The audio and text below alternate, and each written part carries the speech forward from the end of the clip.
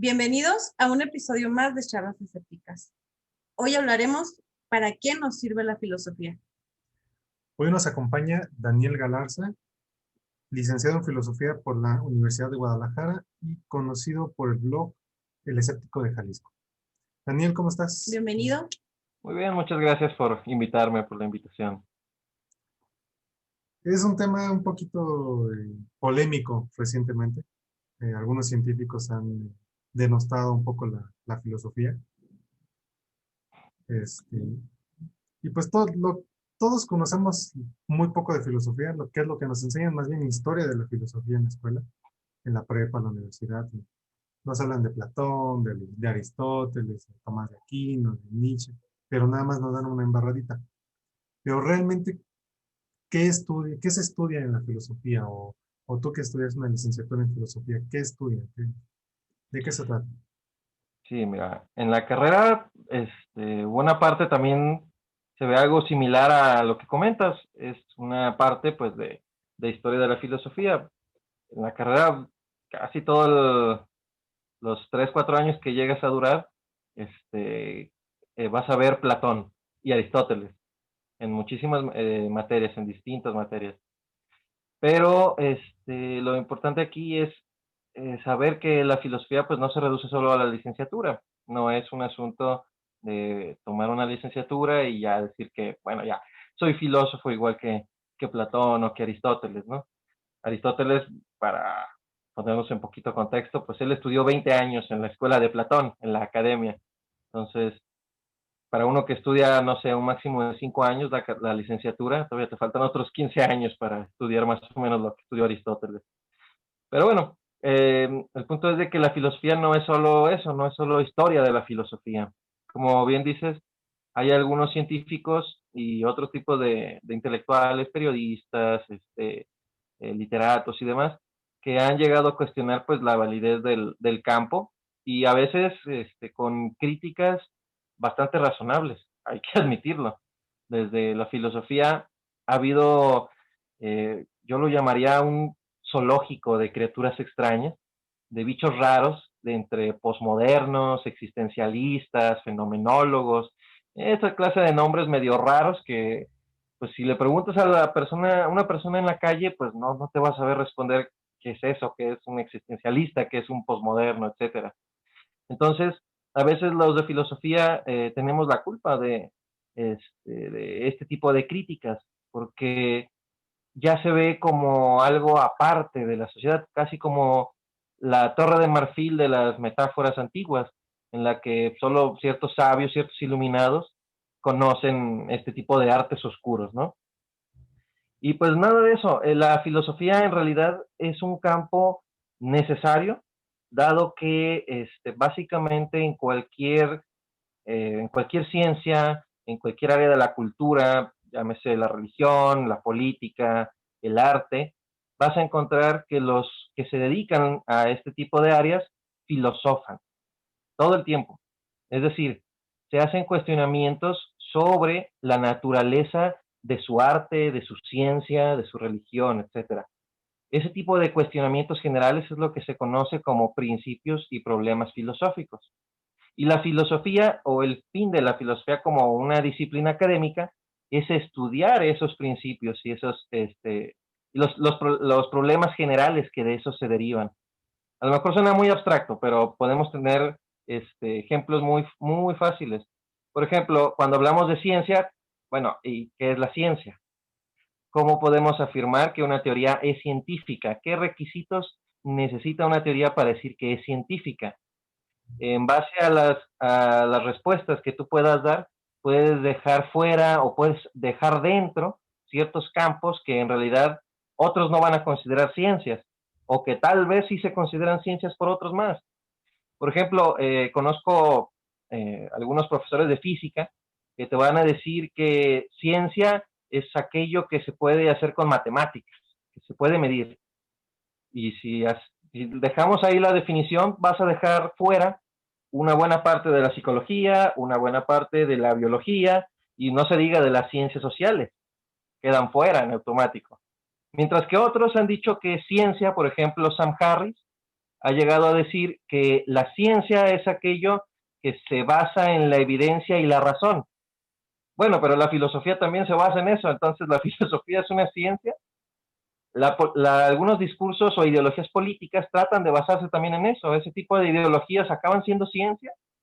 Entonces, tenemos ahí todo un montón de problemáticas que, claro, un científico pues no tendría tanto por qué meterse en ellas o por qué estudiarlas, dado que ellos ya tienen su propio objeto de estudio.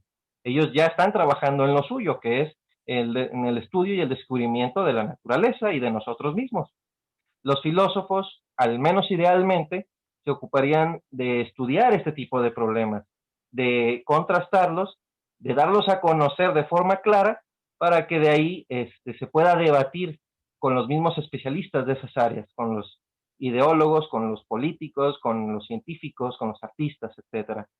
Entonces, eso a grandes rasgos sería la filosofía y de lo que se ocupa básicamente. Ok, entonces básicamente podríamos decir que cualquier persona puede filosofar. O sea, cualquier persona al momento de hacerle una crítica o de dar algún tipo de información más allá de lo que todo el mundo conoce, está filosofando, por decirlo de alguna manera. O se está cuestionando. Es correcto. Mira, filosofar se puede usar como dice Beto, como un sinónimo de cuestionar o de reflexionar. Y en ese sentido, pues en efecto todos filosofamos, todos nos hacemos preguntas sobre qué clase de cosas existen, de por qué existen, del para qué existen, etcétera. Nos podemos hacer preguntas todos sobre qué es lo bueno, sobre qué es lo bello, sobre qué es la verdad, qué es el conocimiento, cómo llegamos a esto y para qué, con qué fines. Todas estas son preguntas filosóficas, son preguntas generales sobre ya sea el mundo, sobre la ética, sobre la ciencia, etcétera. Pero la mayoría de nosotros no es consciente de que las respuestas que ofrecemos o están basadas en intuición o en hipótesis ya superadas, ya refutadas o que han quedado en el pasado. Muchas Con veces... expectativas propias, ¿no? También. Exacto. Sí, sí, sí. Ya te dejas de lo que los demás sienten, nada más lo que yo pienso, lo que yo siento, y a lo mejor está más limitado, a diferencia de un filósofo que se pone a, por decirlo de alguna manera, inspeccionar otras áreas, no solamente personales. Correcto. Mira, por ejemplo, esa postura que tú mencionas tiene nombre en filosofía, se llama subjetivismo. Okay. Y hay autores que la han ampliado enormemente.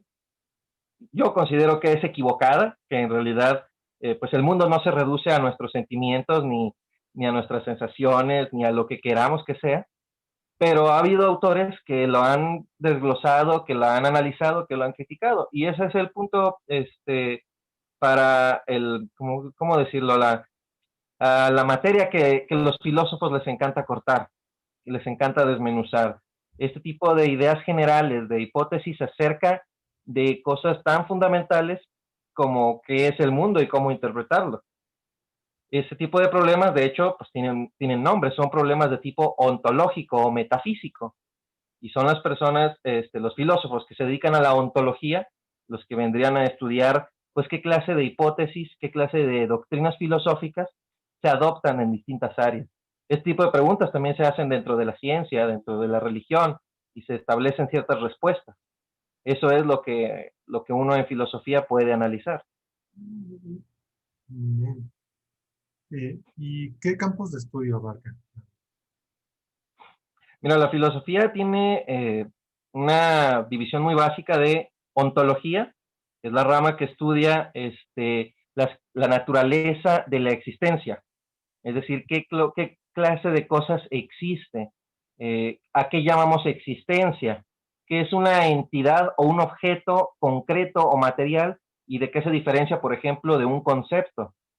Está la nociología o teoría del conocimiento. ¿Qué es el conocimiento y cómo se produce el conocimiento? ¿Cómo podemos saber que algo es conocimiento, que una afirmación o una creencia se distingue por ejemplo, un dogma o de un fraude y llamarlo conocimiento auténtico?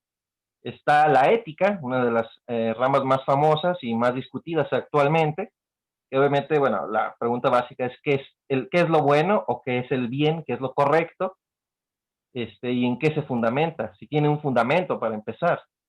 Está la metodología. Bueno, esta de hecho se ve en básicamente todas las carreras, casi todas tienen una materia de metodología sin saber que eso es filosofía, que es el estudio de los métodos, de cómo llegar a, a producir conocimiento, a crear cierto tipo de innovaciones, etcétera. Está, ¿cuál me falta? ¿Cuál me falta? La estética, una que actualmente está muy atrasada, aunque tiene algunos aportes interesantes, que es el estudio de tanto de las sensaciones artísticas, lo que despierta el arte en las personas, como las razones por las que se considera algo como arte, se considera algo como bello, como sublime, etcétera. Esas vienen siendo, creo, las ramas principales. Déjame recordar. Ah, la semántica. Perdón. La semántica que se refiere al significado y al referente de los conceptos. En esta área, pues vamos a encontrar, por ejemplo, qué es la verdad. Si existe un solo tipo de verdad, o si la verdad hay otras verdades, otras formas de verdad. Por ejemplo, qué es una verdad empírica, una verdad fáctica, una verdad que se relaciona con el mundo real. En cambio, podemos hablar también de verdades formales, por ejemplo, matemáticas. ¿Qué significa que 2 más 2 igual a 4 sea verdad en matemáticas? Etcétera. Estas vienen siendo las áreas principales de la filosofía. Hoy en día la filosofía se ha dividido mucho en especializaciones, como pasa en ciencia. Tenemos filosofía de la ciencia, filosofía política, filosofía del lenguaje, de la religión, de la tecnología, de la medicina. Hay un montón de filosofías y en todas estas se estudian todas estas áreas. La filosofía de la ciencia, por ejemplo, para quedarnos en ese tema, estudia la ontología en ciencia, es decir, qué es lo que se considera como concreto o real dentro de la ciencia. Estudia semántica sobre cuáles son los referentes y qué significa una verdad científica. Se estudia ética, obviamente.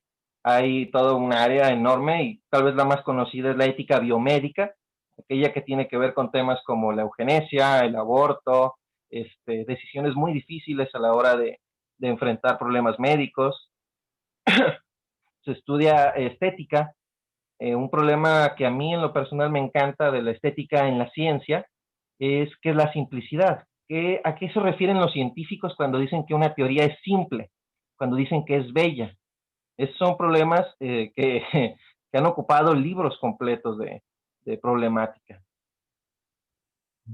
Entonces, básicamente, podríamos decir que tú ves todo eso a grandes rasgos, todo lo que ves, lo estudias a grandes rasgos para al fin de cuentas poder tú llevar la filosofía más allá. O sea, todas esas preguntas y poder expresárselo a todas las personas de tu forma, pero al momento de estudiar las cosas a grandes rasgos. Sí, bueno, más o menos. Yo, igual que muchos en la carrera, se especializan en algo. Yo, por ejemplo, estoy especializado pues en filosofía de la ciencia. Ponte que pues, yo como alguien que ha estudiado más este tema, te pueda hablar más de filosofía de la ciencia que, por ejemplo, de filosofía del lenguaje o de filosofía política. Entonces, por otro lado, hay quienes se han especializado en esas áreas, que sabrán muchísimo más que yo y que a lo mejor no saben tanto de los problemas en filosofía de la ciencia. Entonces, tiene también mucho que ver con este tema de la especialización. Pero lo que sí es verdad es que en filosofía, así como en muchas de las, por lo menos que he notado en ciencias sociales, se tiende mucho a enseñar un marco muy general a los estudiantes, cosa que en ciencia, pues les enseñan más bien a especializarse en algo muy poquito, muy pequeño, muy especializado, para volverse expertos en ello. Y de lo demás pueden desconocer. No sé, me acuerdo, por ejemplo, hace poquito se ubican a Javier Santaolalla y al Paco Zoico, que son dos edutubers. Estos dos estuvieron haciendo algunos retos de qué tanto sabe fulano de física y qué tanto sabe sutano de paleontología, por ejemplo. Y cuando le tocó a Santaolalla, que es físico, responder preguntas sobre paleontología, uno se queda asombrado con lo poco que realmente conoce como científico de esa área. No sabía ni siquiera qué eran los trilobites, jamás había escuchado el término, y él mismo lo admite. O sea, a ese nivel llegan a estar algunos especialistas en ciencia, mientras que en filosofía y en humanidades en general, pues ciertamente se ve como que un marco muchísimo más amplio, más general, valga la redundancia de nuevo, de lo que es la cultura en general. Muy bien. Y, por ejemplo, como te mencionaba hace rato, algunos científicos y periodistas han menospreciado la filosofía. Dicen que hoy en día realmente ya no hay avances o que ya no hay un aporte real de la filosofía a la ciencia o al conocimiento. ¿Qué les respondes? Mira, lo primero es analizar qué es exactamente lo que están criticando. Hay algunos autores científicos, sobre todo, que tienen críticas que a lo mejor molestan a muchos filósofos, pero que tienen razón. Por ejemplo, el premio Nobel de Física, Steven Weinberg, tiene un librito que se llama El sueño de una teoría final, que no recuerdo mal el nombre, y tiene un capítulo que se llama Contra la filosofía. Y dices, ay, ay caray. Pero lo lees y te das cuenta que el señor tiene razón. ¿Qué es lo que dice? Lo que dice es que algunas filosofías o algunas teorías filosóficas llegan a obstaculizar el camino de la ciencia y nos da ejemplos. A principios del siglo pasado, con los famosos positivistas lógicos, estos filósofos lo que planteaban, lo que argumentaban, era que la ciencia se debía delimitar a fenómenos, a aquello que era empíricamente verificable. Pues, ¿qué es lo que pasa? A principios del siglo XX también se está estudiando la naturaleza de los átomos, partículas que pues, son inobservables empíricamente. Lo que resultó es de que tenías a filósofos y científicos positivistas como Ernest Mach que escribían y que atacaban a quienes estudiaban los átomos. Imagina que la comunidad científica hubiera seguido el positivismo lógico como filosofía de regla, pues creo que la teoría atómica habría quedado retrasada o por lo menos otros 20, 30 años. Entonces, en ese sentido, algunas teorías filosóficas, algunas doctrinas, realmente llegan a ser perjudiciales a la ciencia y a la cultura en general. Y en ese sentido tienen razón. Por ejemplo, Weinberg en eso tiene razón. Hay otros como Stephen Hawking, en el Gran Diseño, en la primera página del capítulo 1 te dice la filosofía está muerta. ¿Por qué? Porque la física ya ha suplantado a los filósofos a la hora de responder preguntas como ¿por qué hay algo en vez de nada? ¿Dónde está el error aquí? El error de Hawking y de otros que lo han seguido es que cree que la ciencia y la filosofía están compitiendo por el mismo objeto de estudio. Y no es así. Los filósofos estamos encantados, fascinados con el trabajo de los científicos, con que hagan descubrimientos, con que se planteen preguntas como esa de por qué hay algo en vez de nada, y avance, por ejemplo, la cosmología. Para eso están los científicos y creo que han hecho un trabajo excelente. Así como los filósofos pues no se van a meter tampoco a competir con un ingeniero aeronáutico, no se van a meter a competir con un arquitecto, cosas parecidas. El error está en eso, en creer que están compitiendo por el mismo objeto de estudio y no es así. Los cosmólogos, por ejemplo, como Hawking, pues se plantean teorías sobre el origen del universo y los filósofos de la cosmología lo que han hecho es plantear dudas sobre este tipo de hipótesis, de teorías. Algo muy conocido hoy en día, por ejemplo, es la teoría de cuerdas. Hace unos, ¿qué te gusta? Unos 3, 4 años, hubo un coloquio internacional en el que asistieron físicos, cosmólogos y también filósofos de la ciencia a debatir la cientificidad de la teoría de cuerdas, porque hay físicos que defienden, por ejemplo, que la teoría de cuerdas es científica porque es matemáticamente elegante, matemáticamente bella. ¿Y qué creen? Esto es una valoración filosófica, es una valoración estética. Entonces, lo que hicieron fue reunir a este tipo de científicos con filósofos para contrastar este tipo de ideas. En ese sentido es en que se ayuda a la filosofía a otras áreas, ya sea la ciencia, así que también, como también puede ser muy útil para la política o para hacer análisis críticos de la religión o de las ideologías. Muy bien. Muy interesante. Eh, Todos, como te mencioné al principio, nos enseñaron que sobre la filosofía, nos enseñaron historia de la filosofía. Y cómo los filósofos hasta, no sé, hasta antes de Galileo, fueron los que empezaron, los que dieron los primeros conocimientos sobre el mundo, ¿no? Los que plantearon las primeras teorías para explicar el mundo. Y después de Galileo ya se les empezó a considerar científicos. Claro, claro. ¿Cuáles han sido los aportes de la filosofía después de Galileo al conocimiento, no compitiendo con la ciencia, pero ¿cuáles han sido sus aportes? Ok, mira, antes de responder a esa pregunta sobre esta forma de enseñar la historia de la filosofía, algo que yo he visto que falta mucho en preparatorias es enseñar que la filosofía antigua, tanto en la Grecia antigua como en la época medieval y el Renacimiento, no es la misma que la filosofía hoy en día como un campo de investigación. Así como tampoco es lo mismo que hablemos hoy en día de medicina, de cuando hablábamos de medicina en la Grecia antigua. No es lo mismo. Son marcos muy, muy distintos. La filosofía en aquella época era básicamente todo el campo de investigación. Eran filósofos también los médicos, los que hoy identificaríamos como médicos, los que hoy identificaríamos como físicos, como psicólogos, como economistas y algunos políticos. También eran filósofos.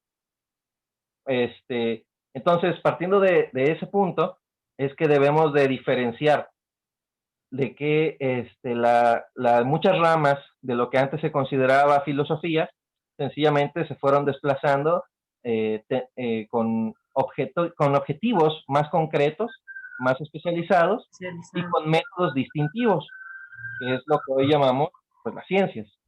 Entonces, la filosofía es la tatarabuela de muchas profesiones, de muchas ciencias. Sí, por supuesto. O es la precursora de la ciencia, ¿no? Es la tatarabuela. O sea, por ahí dice el dicho que la filosofía es la madre de todas las ciencias. No es todas las ciencias realmente, hay algunas que sí surgieron después, como la sociología, por ejemplo, que surge en el siglo XIX, ya cuando la ciencia estaba bien independizada de la filosofía, en cierto modo. Pero sí es, como tú dices, la tatarabuela de muchas de las ciencias. Un solo filósofo podía dedicarse a varios campos científicos. Piensa en Aristóteles. Él no solo se dedicaba a ética, metafísica, lógica, semántica, sino que también era biólogo, zoólogo, botánico, teórico político, poeta. Nomás le faltó ser historiador y le faltó ser matemático para cubrir todas las áreas de conocimiento de su época. Entonces, lo que hacían los filósofos en otras épocas es muy distinto de lo que se ocupa la filosofía hoy en día. Entonces, ahora sí, respondiendo a esa pregunta, el aporte de la filosofía en realidad se puede encontrar en toda la cultura. Por ejemplo, después de Galileo, vienen las grandes revoluciones del siglo XVIII que traen la ilustración. ¿De dónde surge la ilustración? De principios y pensamientos filosóficos creados por personajes como Voltaire, Rousseau, el Barón de Holbach, David Hume, etc. Estos mismos dan, como quien dice, la matriz, el fundamento para este tipo de revoluciones. No solo revoluciones de tipo social, sino también revoluciones de tipo político. Es cuando surgen estas ideas de que el pueblo puede elegir a los gobernantes. Esta es una idea filosófica en realidad. Aquí surge también lo que hoy en día conocemos como el método científico, que no es otra cosa más que una generalización de ciertos procesos para investigar algo. Perdón. Entonces, en ese sentido es que siguió influyendo la filosofía. Ahora, ahí, bueno, podemos hablar de que la filosofía influyó en tanto a hipótesis y doctrinas de pensamiento. como campo de estudio, la filosofía lo que ha atribuido es una clarificación principalmente de conceptos y de principios. No sé, hablábamos justamente de principios del siglo XX.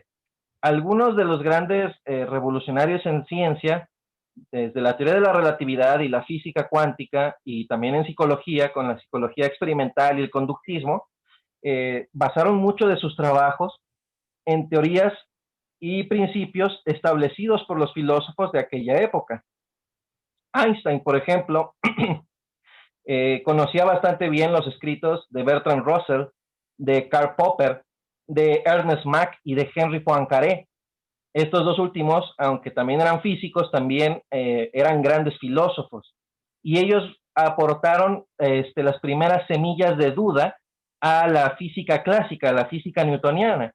Fueron los que cuestionaron esos principios de la mecánica clásica, de que el espacio y el tiempo eran absolutos y no relativos. Ellos fueron los que plantearon esta duda, que después la retomaría Einstein de forma matemática e increíblemente bella, y que resultó siendo en 1905 un bellísimo artículo que fundaría la teoría especial de la relatividad. Einstein mismo pues duraría el resto de su vida en constante intercambio con filósofos y con científicos que discutían su teoría como el modelo básico de ciencia para hacer ciencia. Y esto es, creo yo, el principal aporte de la filosofía, de los filósofos, ojo, los filósofos serios, porque también en la época de Einstein hubo, por ejemplo, fenomenólogos como Edmund Husserl o Martin Heidegger, que más allá de la carrera de filosofía, nadie se acuerda quiénes son. Y pues creo que tienen razón en no acordarse de ese tipo de personas que realmente no aportaron nada. Hablamos entonces de la filosofía seria, de la filosofía que se enfocaba en problemas del mundo, en problemas, en conceptos que se utilizaban para entender el mundo. Oye, y por ejemplo, lo que tú estudiaste, filosofía en ciencia, ¿verdad? Uh-huh.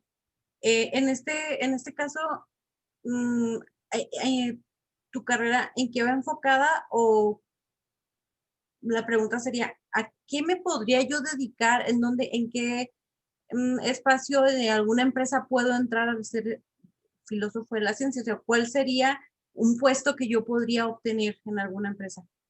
¿O cuál sería tu campo laboral, podría decirse, o tu campo de especialización? Sí, sí, sí. Mira, lo principal que hay para la licenciatura es docencia e investigación social.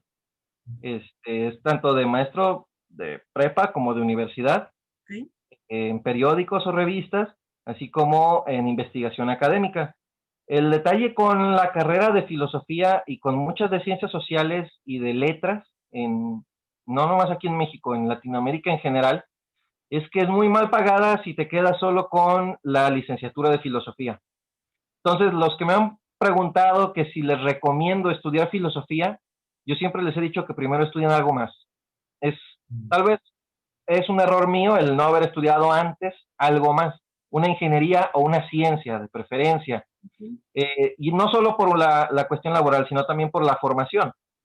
Yo, como especializado en filosofía de la ciencia, puedo hablar mucho sobre el método científico, su historia y demás, pero tal vez un físico o un bioquímico sepa más del método científico en la práctica, porque pues ellos lo llevan a la práctica. Sí, sí, Entonces, sí. también hace falta ese tipo de conocimiento, de cómo vas a conocer algo si, pues, si no lo haces, si no lo utilizas. Puedes conocerlo, puedes tener conocimientos generales sobre estos, y muchos, pero en la práctica ya acaba siendo distinto.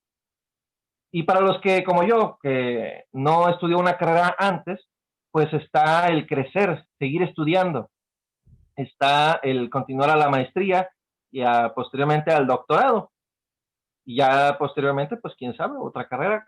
No lo veo, todavía tengo la idea, por ejemplo, de entrar a biología. Y muchos en filosofía lo que hacen hacia la maestría es entrar a otras áreas. La maestría, por ejemplo, en ciencias sociales, maestría en ciencia política. Hay algunos que se han especializado en filosofía de la mente y se meten a maestrías en neuropsicología o maestría en neurociencia, en ciencias de la conducta, cosas por el estilo. Entonces, pues el objetivo, si uno no quiere elegir una segunda carrera, si uno quiere dedicarse a la filosofía como tal, pues es no dejarla en la licenciatura, por lo menos no en la época en la que nos encontramos, por desgracia.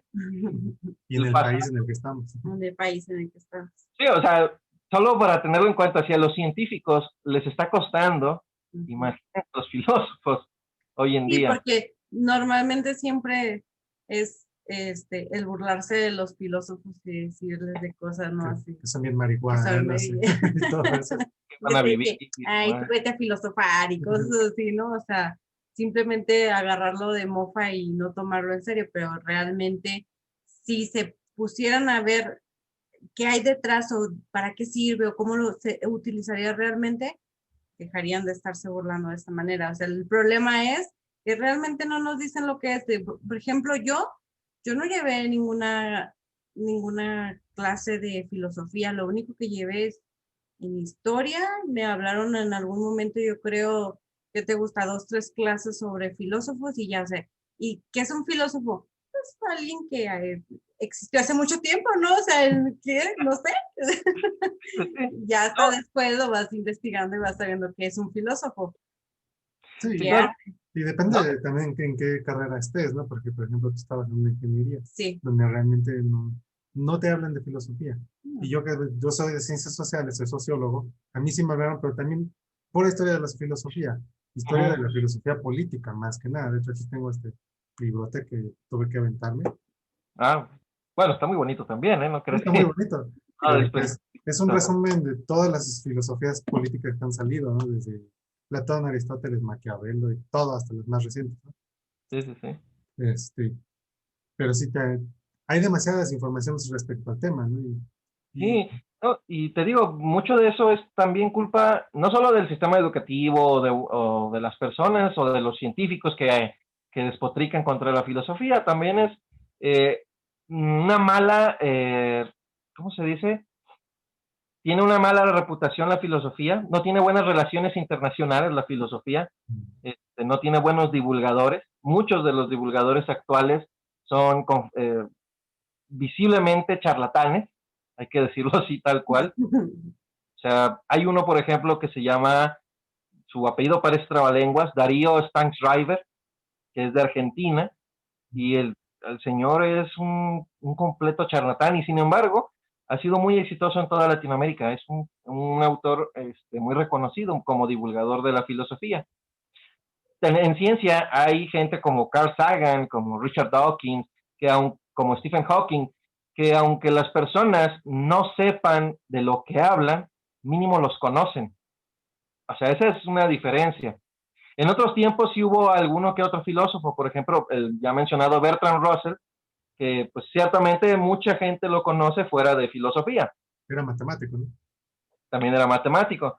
Él, pues sí, su obra principal, más que matemática, es lógica, aunque se llame Principia Matemática, y ha cimentado las bases de lo que hoy es la lógica matemática y la lógica de primer y segundo orden, que son objeto de estudio de filosofía, así como de informática y propiamente de matemáticas. Pero aquello yo. Sí, regresando con esta idea que tienen de los filósofos, fíjate que, o sea, suena chiste, pero por un lado le dan la razón históricamente. ¿Por qué? Los filósofos, piensa en grandes autores, Russell, Karl Marx, Immanuel Kant, Aristóteles, Tomás de Aquino, San Nietzsche. Agustín, Platón. ¿Qué es lo que tenían en común? Sus filosofías no, todos ellos se contradecían y se atacaron a más no poder. ¿Qué era lo que tenían en común? Es que eran personas económicamente bien acomodadas. Eran personas que realmente tenían el tiempo para estar de ociosos en un sillón leyendo todo el día y ya después escribir. Eso a los filósofos de hoy en día se nos hace increíblemente difícil con la situación económica y social. Entonces, ese tipo de chascarrillos, pues sí tiene parte de verdad. Imagínate a los esclavos que veían a su amo Aristóteles eh, preguntándose sobre qué cosa es el ser, qué cosa es la existencia y la nada, mientras ellos hacían trabajos duros, trabajos pesados. Pues decían, pues este es un bueno para nada, que nada más porque tiene dinero es que está haciendo esto. Si no, no sería, no podría sencillamente. Y hoy en día hay, se puede decir que pues sí, mayor libertad. Las personas de bajos recursos también podemos estudiar filosofía, pero sí hay una diferencia tanto económica como social entre ser filósofo en Latinoamérica hoy en día a ser un filósofo griego, un filósofo alemán o austriaco de siglos pasados. Sí hay una gran diferencia. Y de ahí viene ese tipo de chascarrillos, de hecho. Y, por ejemplo, en Estados Unidos o en Europa, actualmente hay filósofos famosos, sobresalientes, que estén haciendo aportes o que estén llamando Sí, más la atención. el más famoso que yo tengo entendido, por ejemplo, en España, y que se ve incluso en bachillerato, es Fernando Sabater. No. Este, en Argentina, aunque no es muy popular en Argentina, en el resto de América Latina y también en Europa, fue muy popular Mario Bunge, que No. recientemente falleció. Sí. Hoy en día también muchos conocen a Daniel Dennett, que es probablemente el filósofo de la mente más importante hoy en día y es uno de los 4 jinetes del nuevo ateísmo. Sí. Y sus aportes en filosofía de la mente, filosofía de la biología y filosofía de la religión, pues son de los más estudiados en todas partes. O sea, sí hay filósofos influyentes hoy en día. Eh, Filósofos políticos, por ejemplo, está John Rawls. John Rawls sigue siendo el marcador de salida para muchos en ciencia política, muchos en sociología, así como también de relaciones públicas y demás. Entonces, pues de qué hay, sin duda lo hay. Hay unos filósofos que viven bastante bien, hay otros que, bueno, usualmente se les conoce como filósofos y salen mucho en tele y en periódicos, pero que de verdad, créanme que dan una mala imagen de la filosofía. Hablo, por ejemplo, de Slavoj Žižek, de pues, el mencionado Darío Stanschreiber, de un coreano que hoy en día está en Alemania, Jung-Chul Han.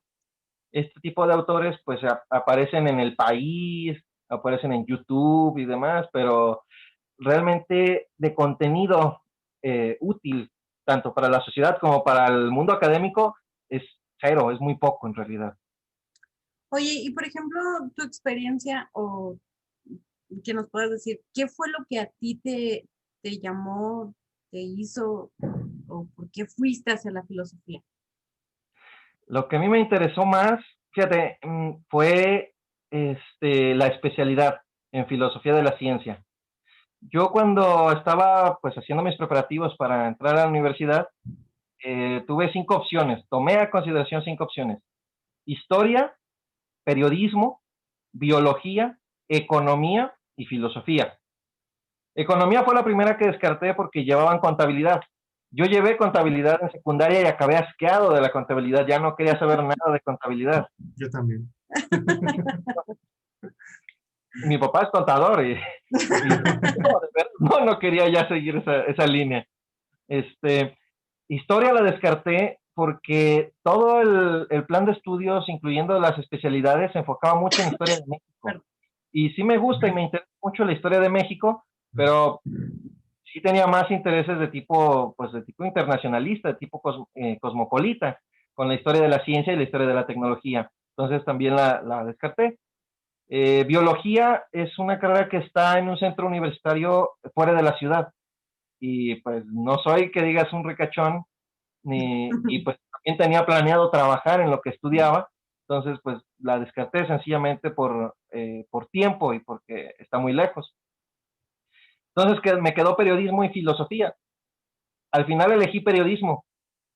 Yo ya estaba decidido, faltaba un mes para hacer los trámites y demás, cuando me dijo un primo que periodismo en realidad la daba un campus fuera de la zona metropolitana, lo daban en un pueblo.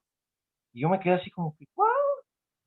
Y sí, revisé y hasta el día de hoy la carrera de periodismo, si la quieres estudiar aquí en Jalisco, se estudia en un pueblillo que está como a 2 horas de la zona metropolitana.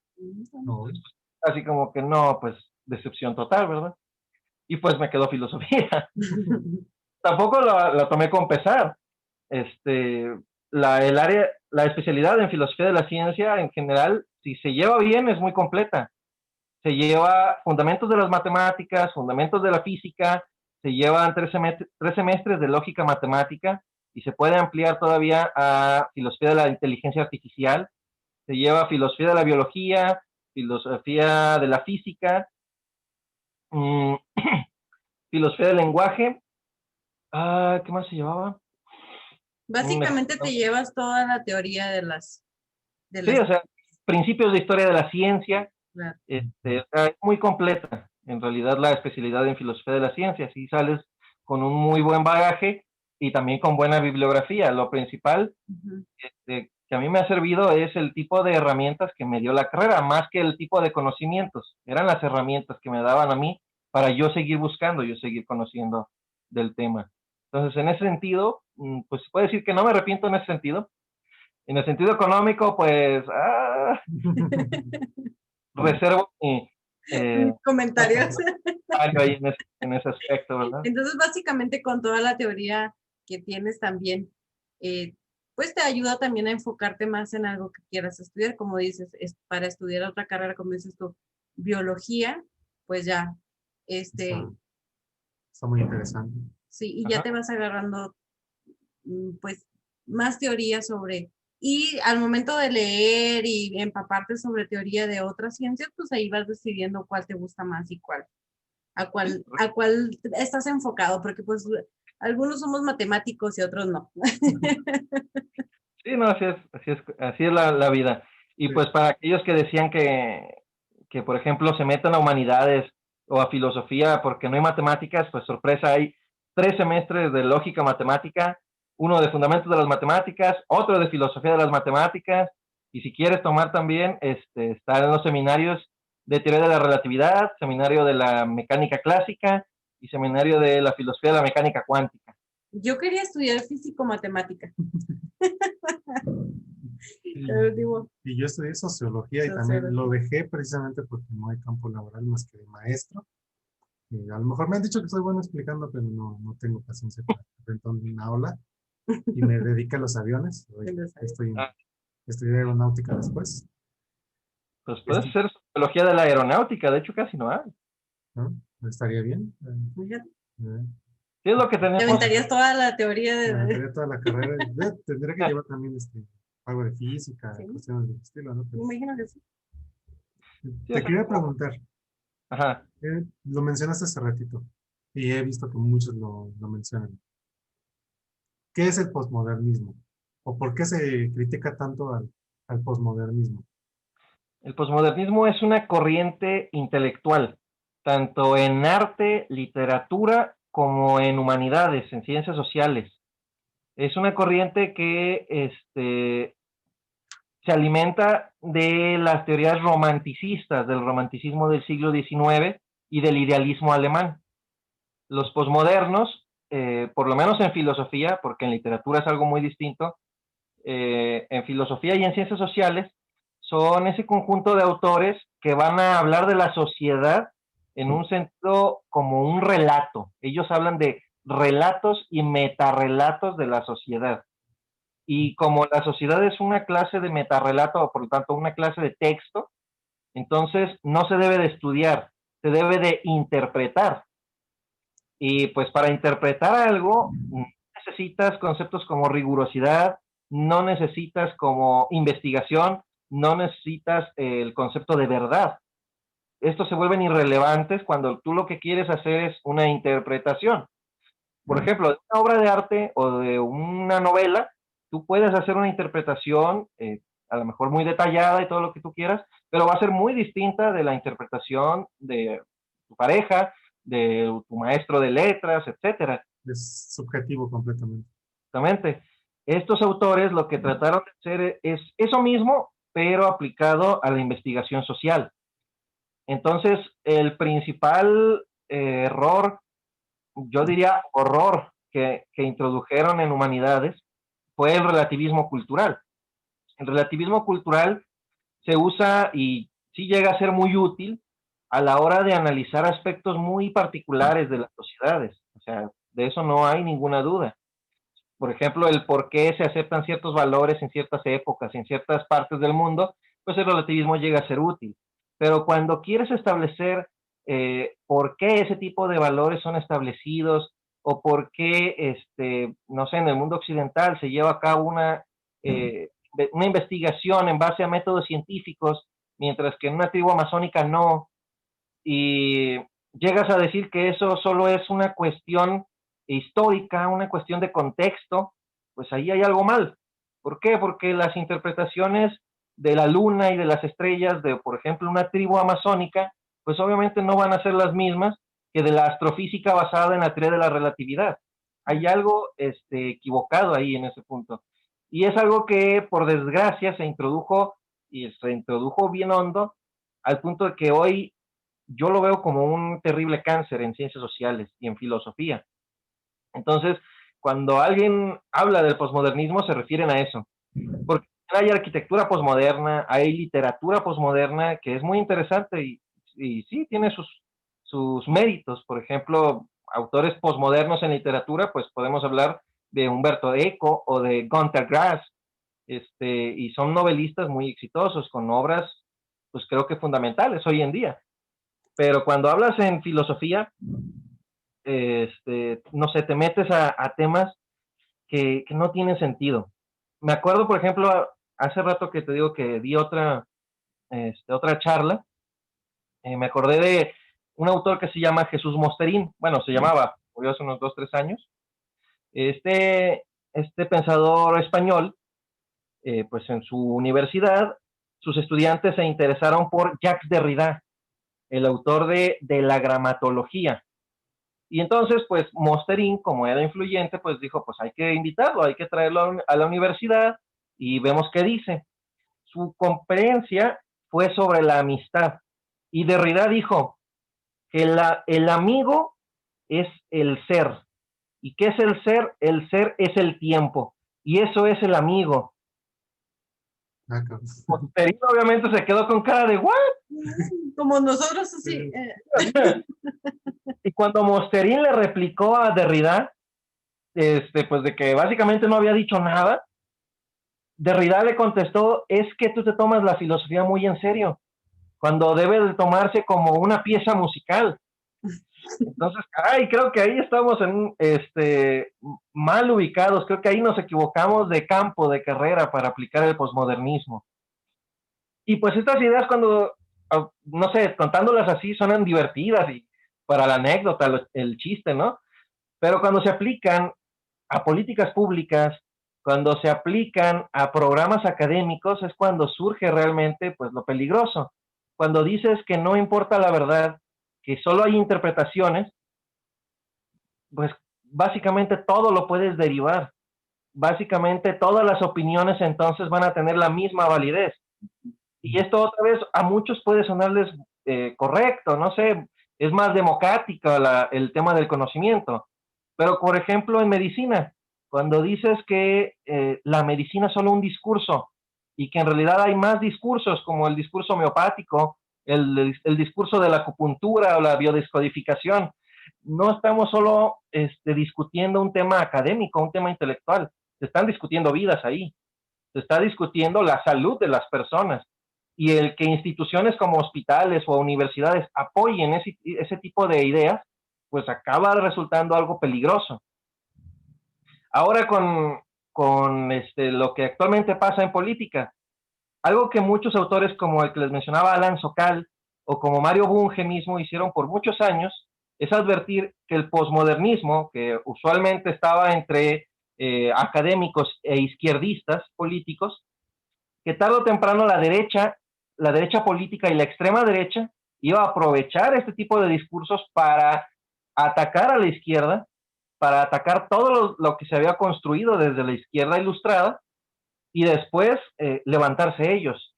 ¿Y qué es lo que ha pasado hoy en día? Hoy en día tenemos a un presidente de Estados Unidos que algunos diarios llevan contando por centenares el tipo de mentiras que dice en cada discurso y que realmente no le importa. ¿Por qué? Porque ya no importa si dice o no la verdad, lo que importa es lo que las personas sienten, el cómo se sienten con ese tipo de ideas y cómo las interpretan. Entonces, ahí tenemos el verdadero peligro. No es que como lo causa. dice, no es lo que dice, es cómo lo dice. Cómo hace También, sentir a las personas al decir cierta cosa, así sea mentira. sí, claro, también. Y mira, siempre han existido los demagogos, los charlatanes y demás, pero la diferencia es que la propia izquierda fue la que le dio las armas para subir. Y ese es el detalle. Lo mismo pasa en Brasil, lo mismo ha pasado ya en Reino Unido, ahora en Italia parece que está empezando a surgir también y con bastante fuerza. Aquí en México, México creo que es, no sé, un bichito muy raro, hablando de política, porque aquí también tenemos este tipo de infección de relativismo en el discurso político, disfrazado de izquierda, pero que pues cualquiera identificaría como de derecha. Si uno le pone a López Obrador, por ejemplo, no sé, una máscara de Enrique Peña Nieto y lo oye hablar, realmente va a creer que está hablando Peña Nieto porque sus ideas no representan a lo que se supone decía representar. Y tampoco le importa mucho de si lo que dice realmente representa a los que les prometió eso. Entonces, con el posmodernismo creo que inevitablemente uno pasa a este tipo de riesgos. Y es lo que se estuvo advirtiendo por décadas, desde los años 80, 70, lo que autores, insisto, como Bunge, como Mosterín, como Socal, como en Argentina Juan José Sebrelli, estuvieron advirtiendo por mucho tiempo. Y hoy, pues, vemos las consecuencias y pueden llegar a ser graves. Oye, ¿y cómo lo aplicas o cómo se aplica en el ateísmo y en el escepticismo? ¿La filosofía o el posmodernismo? La filosofía. O los dos. Bueno, los dos. Los dos. Mira, hay autores posmodernos ateos, como el ya citado Slavoj Žižek, o francés, Michel Onfray. Y son autores también muy Tratado de teología, ¿no? lo del ateísmo. El Tratado de Ateología probablemente hoy en día es un libro tan conocido como El espejismo de Dios, de Dawkins. En ateísmo creo que tenemos más puntos en común con autores posmodernos, dado que ellos acaban destronando a Dios, acaban matando a Dios, en este mismo sentido, de que las religiones pues también defienden un tipo de verdad, la verdad en la revelación, y los posmodernos atacan todo tipo de verdad, entonces también acaban criticando la verdad en religión. Tiene una fuerte inspiración en Friedrich Nietzsche, sobre todo. Entonces, pues en ese sentido tal vez uno pueda encontrar muchos puntos en común del ateísmo posmoderno, de varios argumentos que se aplican en realidad en general en los debates de ateos. Hay, pues no, obviamente los nuevos ateos casi no utilizan lo que dicen personajes como Onfray, pero en general llegan a ser muy influyentes. Y ahora la filosofía, hablando del ateísmo, creo que es muy buena sobre todo para darnos a entender que no necesitamos a la ciencia, por lo menos no explícitamente, para criticar la cuestión de Dios. ¿Por qué? Autores como el nuevo ateísmo, los del nuevo ateísmo, perdón, como Dawkins o Harris, aseguran que la idea de Dios puede tratarse como una hipótesis científica y que entonces al hacer investigación pues la puedes descartar científicamente. Esto es un error. Un error en conceptos mismos que utilizan estos autores. El concepto de hipótesis y de teoría en ciencia, como bien sabemos, no corresponden a lo que vulgarmente se entiende como hipótesis o teoría. Y estos autores parecen olvidarse de eso. Dawkins, pues sí trata de hacer una hipótesis más específica, más precisa. En el espejismo de Dios sí trata de precisar a Dios como una hipótesis científica, pero las hipótesis científicas, por definición, para ser precisas, deben tener un referente concreto, un referente empírico. ¿Cuál es el referente empírico en la hipótesis de Dios? No existe. Entonces, no es posible formular una idea de Dios como una hipótesis científica. Lo que se puede hacer es analizar el concepto de Dios desde la lógica y la semántica. ¿Qué significa Dios para empezar? ¿Qué entienden las personas por el concepto Dios?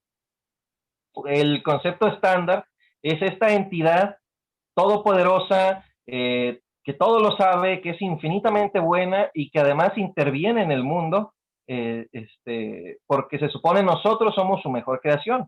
Pero nada más en algunas personas y en algunas ocasiones, ¿no? Hay otras versiones, pero que igualmente se pueden analizar y se pueden criticar. Esta es la versión estándar, obviamente. ¿Y qué sucede con la versión estándar de Dios? Pues que acaba generando contradicciones y paradojas de tipo lógico que hacen imposible que tal concepto tenga un referente real. Yo he explicado muchas veces que Dios es, hablando semánticamente, es un concepto similar a un círculo cuadrado. ¿Se puede imaginar realmente un círculo cuadrado? Por los mismos conceptos por la misma definición, pues no se puede. Los cuadrados tienen propiedades y características que son contrarias a las de los círculos. Bueno, pues un ser que todo lo sabe es contrario a un ser que es infinitamente bueno y que le acabamos importando. Porque un ser que todo lo sabe y que es infinitamente bueno evitaría a toda costa que sucediera lo que nosotros identificamos como el mal y el sufrimiento. Y los teólogos pueden responder de mil y un formas sofisticadas ¿cómo se les dice? De sofisma, pero nunca acaban respondiendo a este tipo de contradicciones. Entonces ahí es donde vemos que en realidad Dios no necesita una investigación científica. Lo que se necesita es un replanteamiento mismo del concepto, dado que por lo menos el concepto estándar es un imposible. Y creer en esto, pues resulta en un absurdo. En eso aporta, creo, mucho la filosofía. Y también, pues obviamente, a la hora de analizar discursos como los del nuevo ateísmo, pues brinda mucho espacio para ponernos a preguntarnos qué es una hipótesis científica, qué es el cientificismo, que muchas veces los acusan de cientificistas, qué es una teoría, etcétera. Da para mucho bla bla filosófico este tipo de temas. Y es eso, es profundamente preguntas de tipo filosófico, preguntas de tipo general, sobre lo que existe y sobre qué consideramos que puede llegar a existir, una vez definido con precisión. Pero entonces, por ejemplo, tú que tienes tu blog, me imagino que te pones, no sé, a escribir, a pensar, a estar analizando esto y aquello, y dime, terminas plasmando tus ideas en todo unos párrafos y dices, lo ves y dices, ay, qué bonito me quedó, ¿no? Hasta lo lees y lo lees y dices, ay, no, de verdad, qué bonito me quedó. Y te decepciona tanto cuántas personas te leen, cuántas personas te siguen. Y dices, ay, es que de verdad, como tú dices, o sea, el tema de Dios es imposible, o sea, no, una cosa no va con la otra, pero aún así hay personas, y lo sabemos porque la mayoría de México creen eso, te lo traga. Claro. Y cuando tú te pones a analizar y te pones a tratar de explicar y de decirles, ¿cuántos te leen? Dime. Bueno, yo hasta ahorita ya tengo cerca de 1,5 millones de visitas, pero sí, o sea, por entrada, considero una entrada exitosa cuando llegan a 1,500, 2,000. Promedio está entre 500 de una entrada que hago por semana, más o menos, de 500 a 800, por ahí más o menos. Y vete a saber cuántas de esas visitas son mías. Entonces lo meto yo, ¿verdad? A ver, voy a leer. Y tendrás a corregir o a ver Ya cómo sé. va, y qué sé. Y Pero, cuántos te atacan también, ¿no? ¿cómo? Y cuántos te atacan también. Fíjate que últimamente se han calmado mucho. De la nada se meten, como que tienen sus épocas en que, no sé, alguien comparte un enlace en algún grupo y sí llegan homeotrolls De pronto llegan apologistas de Dios. Últimamente me ha llegado comentarios de gente que defiende la parapsicología, de un artículo que tiene unos 5 años ya, más o menos, 5 o 6 años que escribí. Entonces, pues ahorita está más calmado, pero sí llega a tener también por ahí el hate, pero ese en general es divertido. De ese no Sí. quejo. Y en el escepticismo, ¿cómo se aplica la filosofía? Porque lo- en la antigua Grecia hubo un grupo que se llamaban los escépticos, Ujú. pero al escepticismo moderno es muy distinto. ¿Cómo se aplica? Bueno, el escepticismo moderno se puede ver como una versión moderada del escepticismo antiguo. El escepticismo antiguo sencillamente postulaba que no era posible tener un conocimiento certero de cualquier cosa. Y uno podía preguntarse, ¿y esto es un conocimiento certero? Y el escéptico podía quedarse así como que, ah. Hoy en día, lo que dicen los escépticos es que no puedes afirmar que algo es un conocimiento si contradice la ciencia o si no está científicamente comprobado. Es un escepticismo científico. Y en ese sentido, lo que tiene que ver con la filosofía, pues es que resulta que el escepticismo es parte misma de la metodología de la ciencia. Es necesario dentro de la misma metodología científica el cuestionarse si tal o cual afirmación realmente está fundamentada, tanto que se consigue por nuevas investigaciones como por el conocimiento que ya tenemos de ciertos campos. Y bueno, el movimiento escéptico, ya hablando como un movimiento social, pues surgió gracias a un filósofo, Paul Kurtz, el padre también del humanismo secular. Él fue el que, junto con dos divulgadores, escribe una crítica que se llamaba Objeciones a la astrología. Y de hecho se puede conseguir todavía, por ahí circula en internet, en la que era un manifiesto en la que pues decían que la astrología era una pseudociencia y que no podía funcionar. A partir de este manifiesto es que se crean coloquios, se crean organizaciones y se termina creando el Comité para la Investigación Científica de las Afirmaciones de lo Paranormal, hoy conocido como Comité para Investigaciones Éticas, el CIESA, del mundo real. Y en pues, se acabaron organizando Paul Kurtz, por un lado, Isaac Asimov, Carl Sagan, James Randi, Philip Glass, Mario Bunge. Todos estos fueron fundadores del movimiento escéptico. Martin Gardner, quien también había incursionado mucho en filosofía, todo en filosofía de las matemáticas. Entonces, el movimiento escéptico y el escepticismo científico están plagados de filosofía. Son filosofía, casi uno podría decir. Fíjate qué interesante porque precisamente por eso quisimos hacer este episodio, porque hay mucha desinformación y realmente, como te digo, lo poco que sabemos la mayoría de filosofía es historia. Y aparte, nosotros como simples mortales jamás nos veríamos como unos filósofos, ¿estamos de acuerdo? O sea, al momento de ser unos escépticos, pues a lo mejor dudamos, cuestionamos, vemos más allá de solamente lo que se ve por frente, ¿no? Vemos, inspeccionamos y demás, pero jamás nos veríamos como unos filósofos en pañales, ¿no? Entonces es muy interesante que de cierta manera nos digas, el hecho de ser escépticos es ir en camino hacia filosofar. Claro. Hay una idea muy común entre divulgadores científicos que dicen que, por ejemplo, los niños son ya científicos en potencia, científicos en ser. Por esto mismo, que los niños llegan a aplicar cierta forma de pensamiento que se asemeja mucho a la ciencia.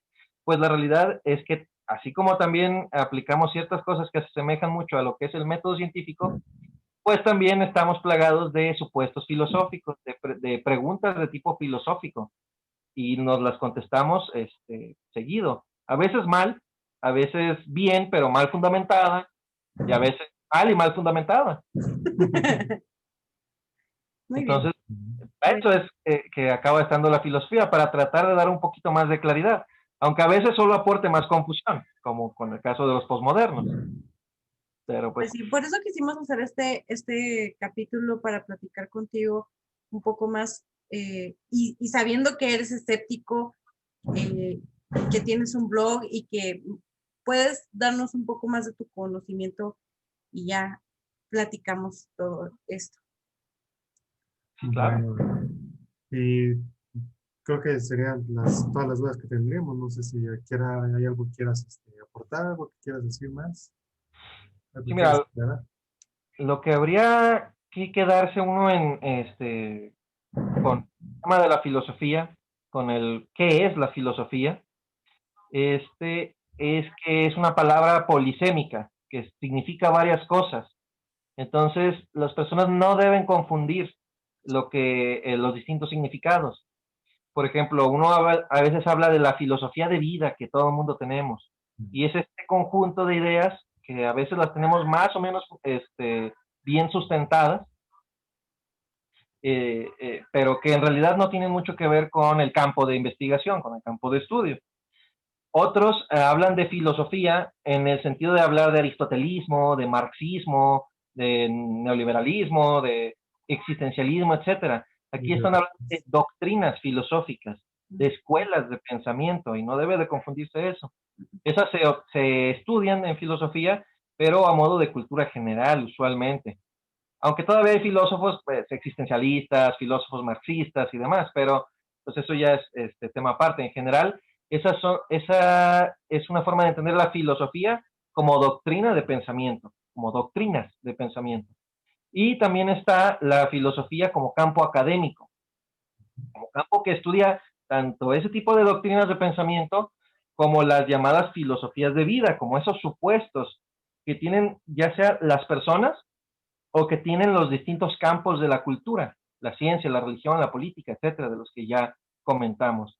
Eso es lo que debe quedar claro para que a la hora de entrar a este tipo de temas de los que mucha gente desconoce, pues mínimo tenga presente que el campo de investigación es distinto de las doctrinas que investiga, así como de los supuestos que se manejan en los sistemas sociales, en la cultura y en las propias personas. Eso creo que sería el remate. Punto. Ok. Muy bien. Recuérdanos tus redes sociales, cómo te pueden encontrar. Pueden encontrar por mi nombre, Daniel Galarza Santiago. Si buscan en Facebook también El Escéptico de Jalisco, pues también lo encuentran. Pueden encontrar mi página, elescepticodejalisco.blogspot.com. Y también tengo, bueno, ahorita estoy un poquito pausado en Verificiencia, pero si entran a Verificiencia también, por ahí nos podemos contactar en verificiencia.com. Perfecto. Pues muchas gracias, Daniel. Estamos, de verdad, engalanados hoy. Gracias por acompañarnos. Nos aclaraste muchas dudas, nos abriste un poco la mente también respecto a este tema, que está muy abandonado, muy menospreciado, creo. ¿Yo? ¿Cómo? ¿Cómo? No lo entendí, ¿qué? No, que este tema está muy menospreciado, el tema. Ah, no, Creo que nos sí, aclaraste muchas cosas. sí, a la filosofía le faltan buenos divulgadores. Y es que hay 2, 3 muy buenos, pero que ya se murieron. Entonces, Y pues, miles malos. Y falta miles tío. más. Ajá. Entonces, se pide más, pero pues también se pide una diferencia que nosotros tenemos, que tal vez no tengan los físicos o los ingenieros, es que pues, nuestras aulas están plagadas de charlatanismo académico. Eso también debe de depurarse y es un problema muy grave que termina dando también esta mala imagen y que pues, al final acaba siendo la razón de muchos malentendidos. Claro, porque pues también a muchos charlatanes les sirve mucho la filosofía Claro. para Salen su con labia. Sí, claro, salen con título de filósofos y a la hora de salir en un medio de comunicación, el filósofo Jung-Chul Han, el filósofo Zizek, etcétera, dijo esto y aquello. Claro. Y Son puras babosadas, puras barbaridades que dices, hijo, que le sí, o dan sea, la fama realmente. ajá, Bueno, exactamente. bueno. Yo creo que sería algo equivalente a que Maussan saliera como astrónomo, que lo presentaran como astrónomo. Ándale. Sería, sería horrible, pues así uno se siente cuando ve a este tipo de gentes que se presentan como filósofos en los medios de comunicación. Sí, de- desgraciadamente. Y de esos no van a dejar de aparecer. Y pues obviamente pues a la gente le gusta, le llama la atención ese tipo claro. de charlatanes. Así. Es lo que vende, punto. Es que el problema con los charlatanes, no solo en filosofía, sino en general, es que siempre van a tratar problemas importantes, problemas que a las personas realmente les importa. La vida, la salud, la alimentación, las formas de Educación. pensar, religión, política. Ujú. En ese sentido, pues siempre van a abundar, en efecto. Pues bueno, Bueno, ¿qué se le puede hacer? pues muchas gracias, Daniel. Karen, exactamente. Ha sido un gusto. Igualmente, muchas gracias. Bueno, a todos nuestros escuchas, muchas gracias por escucharnos. Próximamente subiremos el video a YouTube. Y hasta luego. Bye.